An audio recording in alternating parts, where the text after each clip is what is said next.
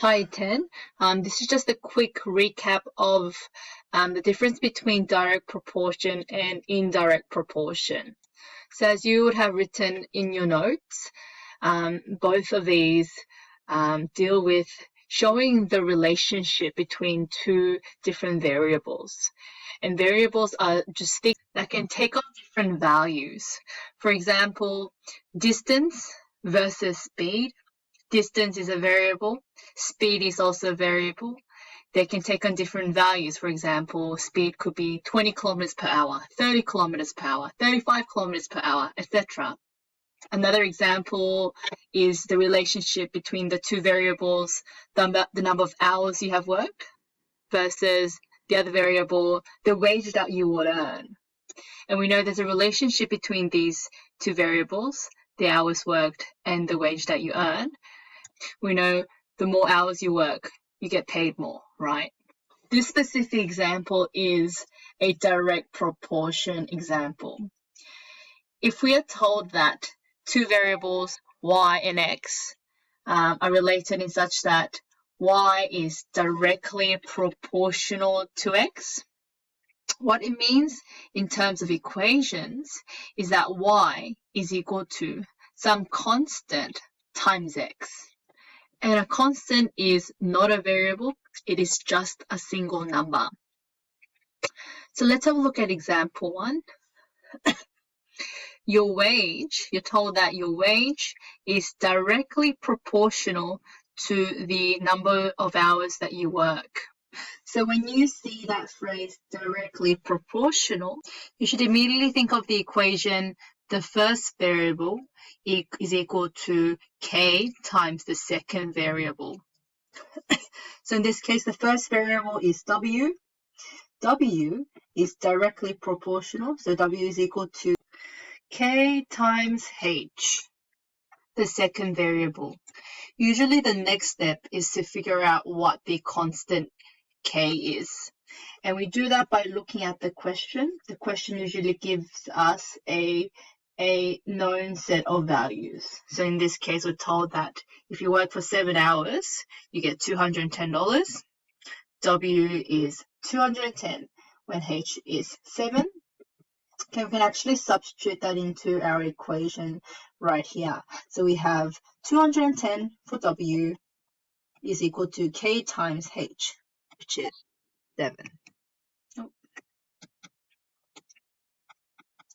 Okay, and then we can solve for K by dividing both sides by 7. And if we do that, the 7's cancel out. And on the right-hand side, we have just a K. And on the left-hand side, we have 30. And so we can say K is equal to 30. And now we can substitute that back into our original equation, which says W is equal to K, which is now 30, times H. And we can now use this to answer the question, which is, what is your wage when you work for 10 hours? What is W when H is 10? And we can figure that out by just substituting the value for H.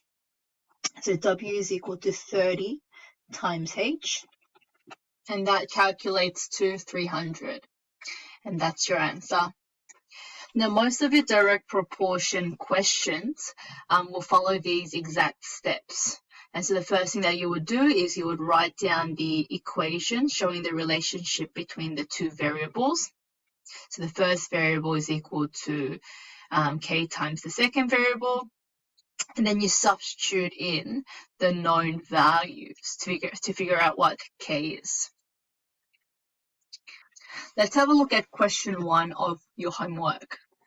So the question is, y is directly proportional to x. When y is 18, x is 3. Write an equation for x in terms of y. Okay, so let's have a look at the key phrase, which is directly proportional. And as we discussed above, if two variables are directly proportional, we can immediately write that equation. The first variable is equal to k times the second variable. Okay, so we have an equation set up. We want to find out what k is now. And we can do that by looking at the known set of values here. So let's substitute those in. If y is 18, x is 3, okay, from here. All right, then we solve for k by dividing by 3 in this case. And we're left over with k is equal to 18 over 3, which is 6. Okay, and so we can substitute that back into the equation. That'll give us y is equal to 6x. Now we can say this equation is an equation for y in terms of x. All right.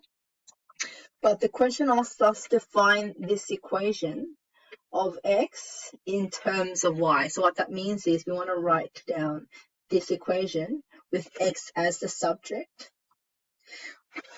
equal to an expression of y. Okay, and so all we need to do here to make x the subject is divide the 6 from both sides. Okay, and that will give us x is equal to y over 6. Now, y over 6 can be written as a sixth of y, right? And so that would be the equation for x in terms of y. Okay, let's write that properly with x on the left-hand side. X is equal to a sixth of y. And we've answered our question. In most cases, you wouldn't have to worry about making x the subject. We would just leave it in this form, y is equal to 6x. Both of these equations are equivalent, but this question just specifically asked us to write down the expression for x in terms of y. Let's have a look at the other relationship, which is an indirect proportional relationship. Okay, and so if you're told that y is indirectly proportional to x, it means that y is equal to k over x, where k is that constant, specifically called the constant of proportionality. Let's have a look at a real-world example. So we're told that the time taken to travel is indirectly proportional to the speed that you're traveling at. And we know generally how that works, right? The quicker that you speed, the shorter time that it takes you to get to your destination. So as speed increases, travel time decreases. And this is a general pattern for indirectly proportional variables. So in this case, we're told that if you are speeding at 60 kilometers per hour, it takes you 10 hours to get there. And we're told to find out how long it takes to find out what t is when you are speeding at 100 kilometers per hour. Okay, so let's work that out.